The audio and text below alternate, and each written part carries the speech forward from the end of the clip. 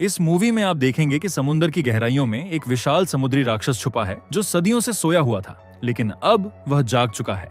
एक research mission के दौरान जब वैज्ञानिकों और सैनिकों की एक टीम समुद्र के नीचे एक गुमशुदा सबमरीन की तलाश में जाती है तो उनका सामना उसी विशाल राक्षस से होता है। उसके बाद जो कुछ होता है वो देखने लायक है। इस मूवी का नाम है क्रेकन। कहानी की शुरुआत होती है आर्कटिक की बर्फीली वादियों में, जहाँ जियोलॉजिस्ट जूलिया और ऑस्कर पानी के नीचे एक्सप्लोसिव्स लगाकर एक्सपेरिमेंट्स कर रहे थे। तभी उन्हें एक कॉल आया जिसमें तेज तूफान के आने की चेतावनी दी गई। इसी दौरान उसी इलाके के पास एक रशियन सबमरीन समुद्र के अंदर मौजूद थी। वहां उसके उपकरणों ने अचानक कुछ अजीब और बहुत तेज आवाजें रिकॉर्ड की, जिनका कारण समझ नहीं आ रहा था। अचानक सबमरीन की टीम ने देखा कि समुद्र का पानी धीरे धीरे ऊपर उठने लगा। उधर जूलिया के स्कैनर तेजी से बीप करने लगे और उनके कैंप के आसपास की बर्फ में दरारें पड़ने लगीं। जूलिया ने जल्दी से अपना रिसर्च सामान उठाने की कोशिश की, लेकिन हालात बहुत खराब हो चुके थे और समय बिल्कुल नहीं था। ऑस्कर ने स्थिति को समझते हुए जूलिया को खींचकर स्नो वाले बाइक पर बिठाया और दोनों वहां से तेजी से निकल पड़े। उधर सबमरीन की टीम को पता चला कि ये आवाजें किसी जीव से आ रही हैं। वो लोग इमरजेंसी एक्शन लेने ही वाले थे कि अचानक सबमरीन किसी भारी चीज से टकरा गई। पूरे जहाज में एक जोरदार झटका हुआ और सभी लोग अपनी सीटों से उछल पड़े। जमीन पर जूलिया और ऑस्कर अपनी स्नो वाले बाइक से तेजी से भाग रहे थे। तभी अचानक बर्फ का एक हिस्सा ऊपर उठ गया और जोरदार झटके से उनकी बाइक पलट गई। दोनों जमीन पर गिर पड़े और अगले ही पल बाइक में जोरदार धमाका हो गया। इसी दौरान उनके कैंप में भी तबाही मच चुकी थी और बाकी वैज्ञानिक धीरे धीरे टूटती हुई बर्फ के साथ नीचे गिरते चले गए। सबमरीन को लगातार झटके लग रहे थे। पूरी टीम अपने आप को संभालने की कोशिश कर रही थी। हालात बिगड़ते देख उन्होंने किसी तरह पानी के अंदर जवाबी हमला किया। जैसे ही हमला हुआ और पानी में रोशनी फैली, सबकी आंखें हैरानी से फैल गईं। सामने एक विशालकाय टेंटिकल लहराता हुआ नजर आया। ये देखकर एक अफसर ने आखिरी समय पर इमरजेंसी सिग्नल छोड़ दी और कुछ ही पलों में सबमरीन पूरी तरह संतुलन खो बैठी और गहराई में डूब गई। थोड़ी देर बाद ये खबर रशियन मरीन्स के हेडक्वार्टर्स तक पहुंच गई। चूंकि उस सबमरीन में खतरनाक हथियार मौजूद थे, इसलिए तुरंत एक खास रेस्क्यू टीम भेजी गई, जरूरत पड़ने पर उन हथियारों को वापस लाने या पूरी तरह नष्ट करने के लिए। इस मिशन की कमान विक्टर को दी गई, जो उस गायब सबमरीन के कैप्टन का भाई था। मिशन पर रवाना होते समय उसकी मां ने उसे उसके पिता की घड़ी दी। रात को विक्टर जब डॉक पर पहुंचा तो उसे पता चला कि उसके पिता के पुराने दोस्त एडमिरल ओलेंस्की इस मिशन में शामिल हो रहे हैं। दूसरी तरफ जूलिया और ऑस्कर बर्फीले तूफान में रास्ता भटक चुके थे। जूलिया बार बार फोन का सिग्नल पकड़ने की कोशिश कर रही थी। अचानक उसके फोन को एक तेल निकालने वाले प्लेटफॉर्म से सिग्नल मिला और उसने तुरंत कॉल मिलाई, लेकिन तूफान की तेज आवाज के कारण सामने वाले कुछ समझ नहीं पाए और कुछ ही देर में कॉल कट गई। सुबह रेस्क्यू सबमरीन उस जगह पहुंची जहां पहली सबमरीन गायब हुई थी। सब तैयारियों के बाद सबमरीन ने समुद्र में डुबकी लगाई। जूलिया और ऑस्कर को बर्फ में फंसा हुआ एक इमरजेंसी सिग्नल मशीन मिला। उन्हें समझ आ गया कि कोई न कोई इसे लेने जरूर आएगा, इसलिए उन्होंने वहीं रुकने का फैसला किया। जैसे ही सबमरीन को इमरजेंसी सिग्नल मिला, वो तुरंत उस दिशा में बढ़ गई। रास्ते में अचानक कई व्हेल्स सबमरीन को घेरने लगी। क्रू ने उन्हें नुकसान पहुंचाए बिना नीचे जाने की कोशिश की, लेकिन एक व्हेल गलती से सबमरीन के पंखे से टकरा गई। ओलेंस्की ने विक्टर की चिंता को नजरअंदाज करते हुए सोनार चालू करने का आदेश दिया, भले ही उसे व्हेल्स को नुकसान हो सकता था। सोनार ऑन होते ही सभी व्हेल्स वहां से दूर चली गईं। क्रू को लगा कि शायद सोनार की आवाज से ही वे डरकर भाग गई है, लेकिन तभी उन्हें महसूस हुआ कि इस इलाके में कोई धीमी लेकिन गूंजती हुई अजीब आवाज लगातार सुनाई दे रही है। अचानक गहरे अंधेरे में पानी से एक विशालकाय टेंटिकल लहराता हुआ बाहर निकला और उसने एक व्हेल को सिर्फ एक ही वार में मार डाला। उधर सबमरीन के रडार पर किसी बहुत बड़े जीव की हलचल दिखाई दे रही थी, लेकिन वो क्या था ये कोई नहीं समझ पा रहा था। ओलेंस्की ने फायर करने का आदेश देना चाहा, लेकिन विक्टर ने उसे रोका और छिपने के लिए जगह ढूंढने को कहा। सबमरीन बर्फ की एक बड़ी दीवार में बनी दरार के अंदर घुस गई। अंदर जाते समय सबमरीन बार बार दीवार से टकराई, जिससे पूरे जहाज में जोर के झटके महसूस होते रहे। लेकिन कुछ दूर जाने के बाद रास्ता पूरी तरह बंद हो गया और सबमरीन को वहीं रुकना पड़ा।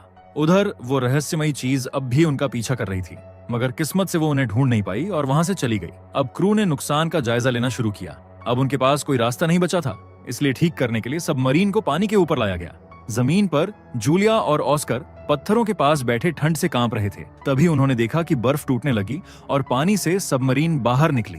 सबमरीन के क्रू ने तुरंत दोनों को देखा और बाहर आकर उनसे मिले। सुरक्षा जांच के बाद उन्होंने जूलिया और ऑस्कर की बात सुनी। विक्टर ने सिग्नल डिवाइस की जांच की और फिर ओलेंस्की से बात की। ओलेंस्की ने कहा, इन लोगों को बस थोड़ा खाना देकर यहीं छोड़ दो, क्या पता ये जासूस हों। लेकिन विक्टर को उन दोनों पर दया आ गई और उसने उन्हें साथ ले जाने का फैसला किया। इसके बाद सबमरीन फिर से समुद्र में उतर गई और उन्होंने खोज शुरू की। जूलिया और ऑस्कर का मेडिकल चेकअप किया गया और उन्हें खाना भी दिया गया। विक्टर उनके पास बैठा और नक्शा दिखाते हुए उनसे उनके कैंप का लोकेशन पूछा। उसने जानना चाहा कि उन्हें वहाँ कुछ अजीब दिखा था क्या। जूलिया ने बताया कि वे पानी के नीचे विस्फोट कर रहे थे। ये सुनते ही विक्टर को समझ आ गया कि शायद उन्हीं धमाकों की वजह से उसके भाई की सबमरीन डूब गई थी। अब क्रू ये तय करने लगा कि आगे क्या करना है। ओलेंस्की ने सुझाव दिया कि अब हमें वापस लौट जाना चाहिए, क्योंकि अगर फिर हमला हुआ तो हम इमरजेंसी सिग्नल भी नहीं भेज पाएंगे। लेकिन विक्टर अपने भाई को ढूंढने के लिए बेताब था। उसने टीम को जूलिया के कैंप की दिशा में बढ़ने का आदेश दिया। इसके बाद ओलेंस्की ने विक्टर को अलग ले जाकर बोला, ये दूसरी बार है जब तुमने गलत फैसला लिया है। अगर अगली बार भी ऐसा हुआ तो मैं कमान अपने हाथ में ले लूंगा। उधर जूलिया को एक अजीब सी आवाज सुनाई दी। ऑस्कर ने बोला कि ये सोनर की आवाज है जो दूसरी सबमरीन को ढूंढ रहा है। कुछ देर खोज के बाद राडार पर वही रहस्यमयी जीव फिर दिखाई दिया जो पहले उनका पीछा कर रहा था। विक्टर ने फिर से क्रू को छिपने के लिए बोला, लेकिन इस बार वे खुले इलाके में थे जहां छिपने की कोई जगह नहीं थी। उन्होंने तेल के रिग को इमरजेंसी सिग्नल भेजा और वहां छिपने की इजाजत मिल गई। जैसे ही सबमरीन ऊपर जाने की तैयारी कर रही थी, रिग पर काम करने वालों ने समुद्र से निकलते हुए विशाल टेंटेकल्स देखे और तुरंत अलार्म बजा दिया। टेंटिकल्स ने रिग पर हमला कर दिया। बड़ी बड़ी ढांचे गिरने लगीं और जोरदार धमाके हुए। वहां काम करने वाले लोग डर के मारे इधर उधर भागने लगे, लेकिन उनके पास भागने की कोई जगह नहीं थी। पूरा रिग टूट कर गिरने लगा और सबमरीन का रिग से संपर्क टूट गया। तो विक्टर ने टेलीस्कोप से ऊपर देखा। उसने जो देखा वो दिल दहला देने वाला था। विशाल टेंटिकल्स पूरे रिग को तबाह कर चुके थे। विक्टर ने वो लाइव फीड सबमरीन की स्क्रीन पर भेज दी, जिसे पूरी टीम देख सके कि उनके सामने क्या है। जब रिग पूरी तरह बर्बाद हो गया, वो विशाल जीव अब एक बार फिर सबमरीन के पीछे पड़ गया। सबमरीन को तेज मोड़ लेना पड़ा, जिससे अंदर का सारा सामान गिर गया। ओलेंस्की को लगा कि विक्टर ने फिर गलती की है, इसलिए उसने कमान अपने हाथ में ले ली। ओलेंस्की ने तुरंत 2 टॉर्पीडो मिसाइल छोड़े और वे सीधे निशाने पर लगे। ओलेंस्की ने गर्व से बोला, देखा ऐसे करते हैं काम। लेकिन तभी एक अफसर ने बताया कि दुश्मन अब भी जिंदा है। उन्होंने फिर टॉर्पीडो छोड़े। एक और धमाका हुआ, लेकिन वो भी काफी नहीं था। अब वो विशालकाय जीव और भी गुस्से में आ गया और सबमरीन पर फिर से हमला कर दिया। ओलेंस्की कुछ समझ नहीं पाया और चुपचाप खड़ा रह गया। विक्टर ने फौरन कमान फिर से संभाली और टीम को तेजी से सबमरीन को चलाने का आदेश दिया।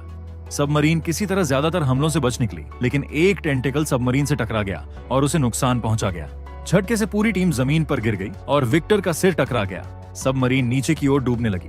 उस जीव ने फिर हमला किया और टॉर्पीडो रखने वाले हिस्से में आग लग गई। टीम ने उस हिस्से की हवा बंद कर दी और उसे सील कर दिया।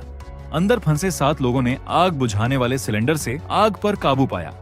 फिर एक और टेंटिकल टकराया और सबमरीन और तेजी से नीचे गिरने लगी। रेडर ने दिखाया कि वो जीव अब चारों तरफ से उन्हें घेर चुका है। अब पहली बार सभी ने साफ देखा, ये कोई और नहीं बल्कि समुद्र का सबसे खतरनाक राक्षस था, क्रैकन। टीम के पास अब ज्यादा हथियार नहीं बचे थे, इसलिए उन्होंने एक योजना बनाई। विक्टर ने बोला, अब हम साइलेंस मोड में जाएंगे, क्योंकि समुद्री जानवर शिकार करते हैं आवाज से, न कि आंखों से। आग बुझाने की कोशिश कर रहे लोग कुछ देर के लिए रुक गए, जिससे टॉर्पीडो रूम में कार्बन मोनोऑक्साइड का स्तर बढ़ने लगा। तभी समुद्री राक्षस की आवाज हेडफोन के जरिए कम्युनिकेशन ऑफिसर के कानों को चीरने लगी।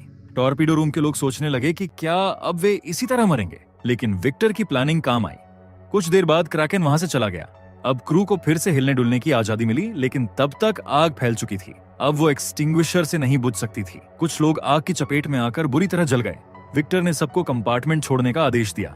कई अफसर बाहर निकलते वक्त जख्मी हो गए, लेकिन बाकी क्रू ने उनकी मदद की और दरवाजा आखिरी सेकंड पर बंद कर दिया ताकि आग आगे न फैल सके। दबाव को कंट्रोल करके टॉर्पीडो रूम की आग को पूरी तरह बुझा दिया गया। इसके बाद जो लोग ठीक थे उन्हें सबमरीन की मरम्मत में लगाया गया और जख्मियों को इलाज के लिए मेडिकल रूम भेजा गया। जूलिया और ऑस्कर ने भी घायलों की मदद की और उनका इलाज करने में हाथ बटाया। इससे क्रू को उन दोनों पर भरोसा होने लगा। जूलिया ने विक्टर के माथे पर लगे जख्म पर पट्टी भी बांधी। एक ऑफिसर ने मजाक में पूछा, क्या तुम्हें विक्टर पसंद है? जूलिया ने मुस्कुराकर इनकार किया। तब ऑफिसर ने बताया कि विक्टर ने नियम तोड़कर उसकी जान बचाई थी। बाद में विक्टर ने क्रू से राय मांगी कि अब क्या करना चाहिए। सबका मानना था कि उन्हें अब लौट जाना चाहिए, क्योंकि ना तो दूसरी सबमरीन की कोई जानकारी है और ना ही क्रैकन से बचने का कोई तरीका। काफी सोच विचार के बाद विक्टर ने लौटने का फैसला कर लिया। जब सबमरीन वापसी की ओर बढ़ रही थी, तब विक्टर अपने पिता का आखिरी लिखा हुआ खत पढ़ रहा था। तभी जूलिया वहां आई और देखा कि विक्टर के कमरे में कुछ पक्षी हैं। विक्टर ने बताया कि ये ऑक्सीजन लेवल चेक करने के लिए रखे गए हैं। जूलिया ने एक नक्शा मांगा और उन सभी जगहों पर निशान लगाए जहां उन्होंने क्रैकन को देखा था। साथ ही अपने कैंप का भी जिक्र किया। उसने बताया कि कहानियों के अनुसार क्रैकन पहले भी कई जहाजों पर हमला कर चुका है और फिर लंबे समय के लिए गायब हो जाता है। शोधकर्ताओं का मानना था कि वो सो जाता है। जूलिया को लगता था कि उसके एक्सप्लोसिव्स ने शायद क्रैकन की छिपी हुई गुफा को हिला दिया और उसे जगा दिया। उसने बोला कि अगर वे जिंदा रहना चाहते हैं तो सोनर को बंद करना होगा, क्योंकि यही आवाज उसे आकर्षित कर रही है। विक्टर ने जब देखा कि जूलिया को क्रैकन के बारे में इतनी जानकारी है तो उसने पूछा, क्या तुम पता लगा सकती हो कि मेरे भाई की सबमरीन कहाँ हो सकती है? जूलिया ने समझाया कि क्रैकन आमतौर पर अपने शिकार को खींचकर अपनी गुफा में ले जाते हैं और वो गुफा वहीं हो सकती है जहां पहले उसका कैंप था। तभी एक ऑफिसर ने आकर बताया कि उन्हें एक सबूत मिला है।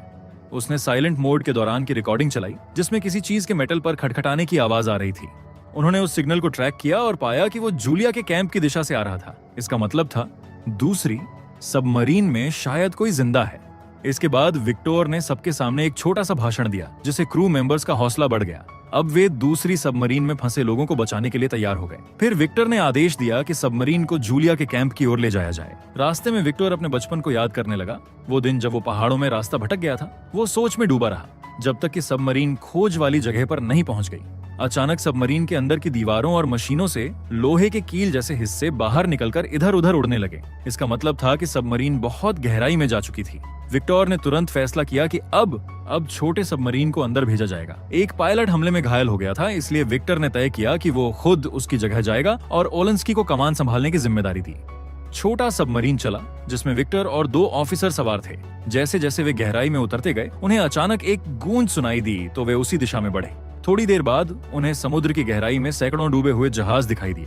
इसका मतलब साफ था, जूलिया की बात सही थी। आखिरकार उन्हें दूसरी सबमरीन मिल गई। वो बुरी तरह टूटी हुई थी लेकिन उसका आगे का हिस्सा सही सलामत था। टीम ने कोशिश की कि छोटे सबमरीन को उसके ऊपर जोड़ा जाए, लेकिन तेज बहाव के कारण ये बहुत मुश्किल था। कई कोशिशों के बाद ये कनेक्शन हो गया।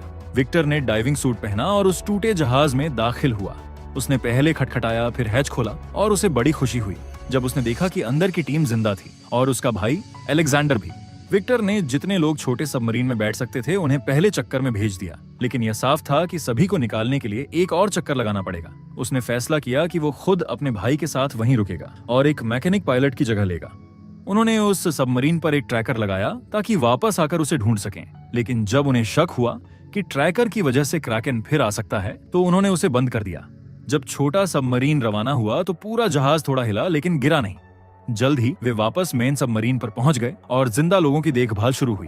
मैकेनिक अब बहुत बीमार हो चुका था, इसलिए जूलिया ने ऑस्कर से मदद मांगी। ऑस्कर ने पहले सबमरीन में काम किया था, इसलिए वो मान गया। जब छोटा सबमरीन फिर से रवाना हुआ, ओलेंस्की ने रडार पर देखा कि क्रैकन फिर से हरकत में है। उधर विक्टर और अलेक्जेंडर ने तय किया कि वे उस पुराने जहाज से वो हथियार निकाल लेंगे जिनकी मांग उनके सीनियर्स ने की थी।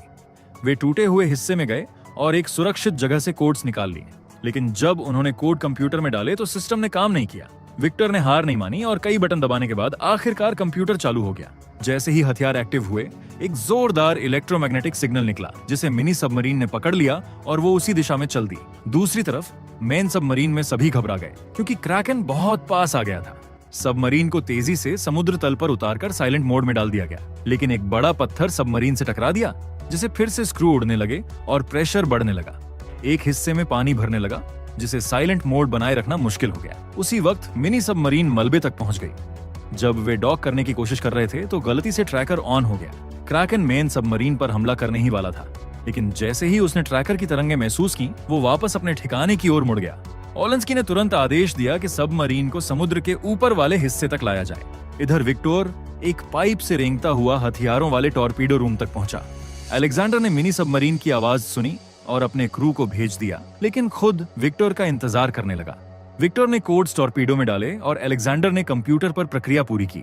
हथियारों को एक्टिव होने में थोड़ा वक्त लगने वाला था और उतने में क्रैकन फिर से वहां पहुंच गया। जैसे ही क्रैकन ने सबमरीन को घेरना शुरू किया, उसने उसका आधा हिस्सा उड़ा दिया, लेकिन वो हिस्सा खाली पीछे का सेक्शन था। अब जब वो दोबारा हमला करने ही वाला था, तभी दोनों भाइयों ने एक साथ बटन दबाए और हथियारों को एक्टिव कर दिया।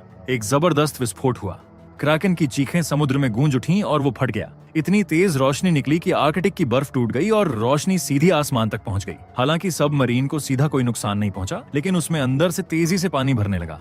विक्टर पाइप से वापस अलेक्जेंडर के पास पहुंचा। हथियार जल्द ही खुद ब खुद फटने वाले थे, इसलिए उन्हें जल्दी करना था। सबमरीन डूबने लगी और तेज लहरों ने दोनों भाइयों को अलग कर दिया। विक्टर ने अलेक्जेंडर को ढूंढा और उसका हाथ पकड़कर उसे ऊपर खींच लिया। फिर दोनों भागते हुए सीढ़ियों से ऊपर चढ़े और मिनी सबमरीन में जा पहुंचे और दरवाजा बंद कर दिया। लेकिन अभी मुश्किल बाकी थी।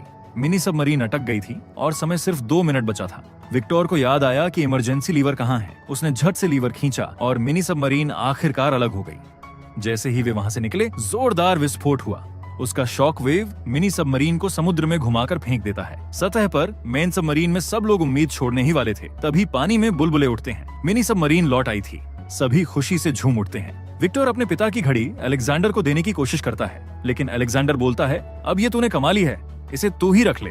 कुछ समय बाद सब रशिया लौटते हैं और दोनों भाई आखिरकार अपने परिवार से मिलते हैं। इसी के साथ ये मूवी यही खत्म होती है। अगर आपको ये एक्सप्लेनेशन अच्छा लगा हो तो वीडियो को लाइक करें और कमेंट जरूर करें। ऐसी ही और मजेदार और अनोखी कहानियों के लिए चैनल को सब्सक्राइब करना ना भूलें।